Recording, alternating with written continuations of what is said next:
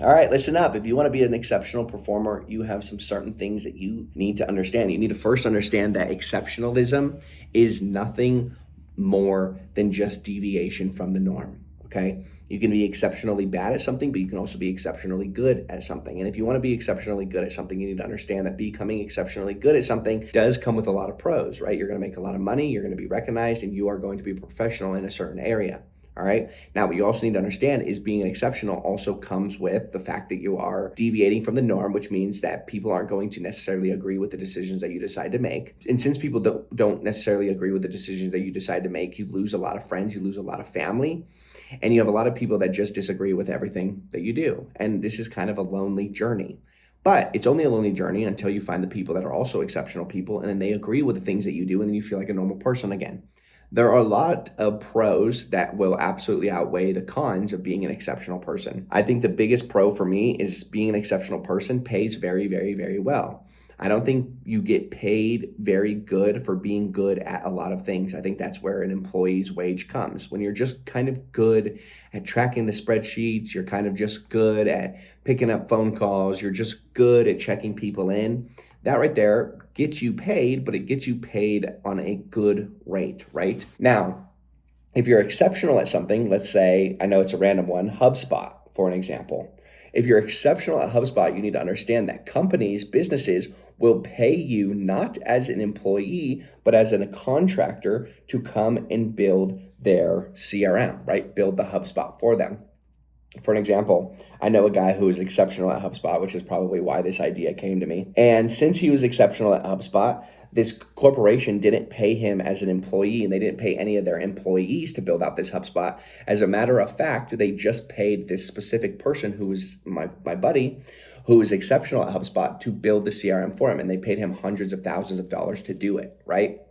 You pay an employee if you want a good job, and then you pay a contractor or an expert if you want an exceptional result. And so what this means is you get to put a premium on your rates if you're providing any type of service.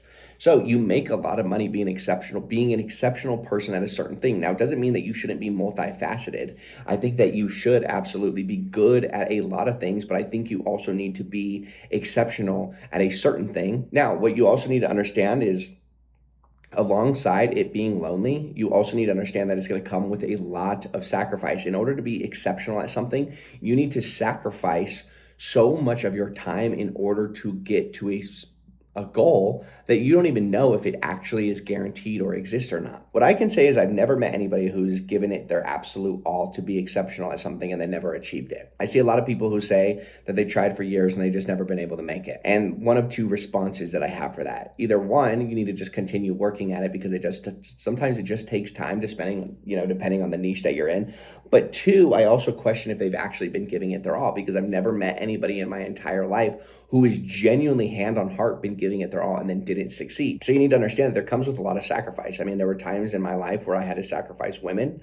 There were times in my life that I had to sacrifice friends. There were times in my life that I had to sacrifice really fun things that I wanted to do, but I wasn't necessarily able to do. I mean, there were a lot of times that I was invited to go to Dubai to go and experience a life with rich people, but I wasn't necessarily in a financial position to be able to responsibly take up that offer, because I knew that I needed to get my work done, and then in the future I would be in a position where I could do that. There were a lot of times that I was, invited to things that I wanted to go to do, but I just literally couldn't justify doing it because it wasn't going to exponentially increase the results on if I just were to just sit and just do this myself. I think there's a lot of fluff in the air as well about exceptionalism, and so you need to be very careful on the people that you talk to. I talk to people that claim that they're exceptional people in certain areas, but those same people are people that really aren't experts in any field, but still have it in them to go and celebrate Christmas and all of these holidays.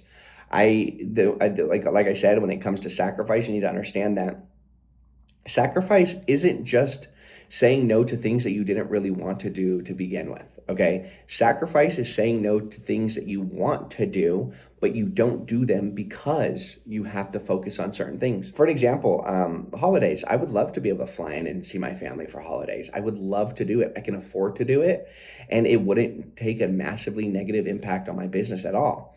But in order for me to be an exceptional person, in order for me to achieve monumentally more than most people, I need to decline the offer. Okay, it's not forever. It's until I've actually achieved the overarching goal that it is that I want to achieve. And so being exceptional is understanding that sacrifice is not saying no to things, like I just said. Sacrifice is not just saying no to things that you didn't want to do in the first place and then pretending like you sacrificed something. You know what I mean? Like if you get invited to Buffalo Wild Wings and you don't want to go to Buffalo Wild Wings and say, so no, and you say, no, I'm not going to go to Buffalo Wild Wings. I'd rather focus on my business. But you really didn't want to go to Buffalo Wild Wings anyway. That's not sacrifice. You literally just declined something. And so don't attribute that to the sacrifices that you needed to make in order to get to a certain, level. I hear a lot of people say they sacrifice, all their friends in order to get to the achievement level that they have, but then come to find out they didn't even really have any friends. Okay, so you pretended like in your own mind you sacrificed friends, but you really didn't. And the reason why I don't want you to fall into like this imposter syndrome of pretending like you sacrifice things in order to be an exceptional person is because then when it comes the time that you actually need to sacrifice something, you're going to feel like you have already sacrificed so many things that it's okay for you to allow yourself to do this one because of the amount of things that you sacrifice. Let's say you don't like holidays and you never really had any friends and you don't like Buffalo Wild Wings.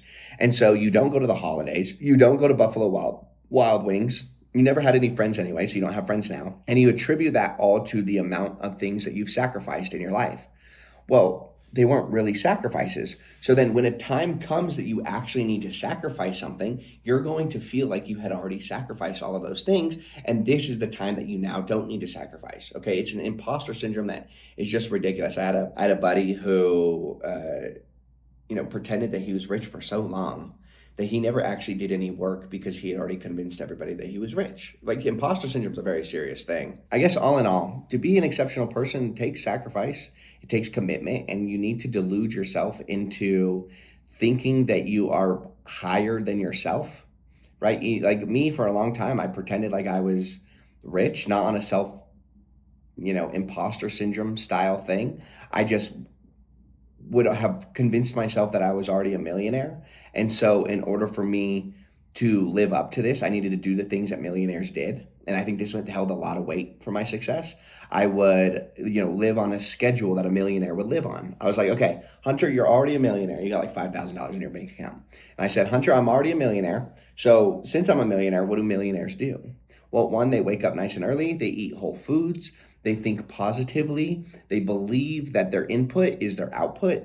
These certain things, and you delude yourself into becoming the person, right? So you create the person first, and then the output of creating the person is actually the output that you'll actually get, right? You can't claim to be a millionaire and then don't do any of the millionaire things and expect the output. But you can claim to be a millionaire and then start living like a millionaire does, and then you'll get the output of what a millionaire gets their output, which is becoming a millionaire.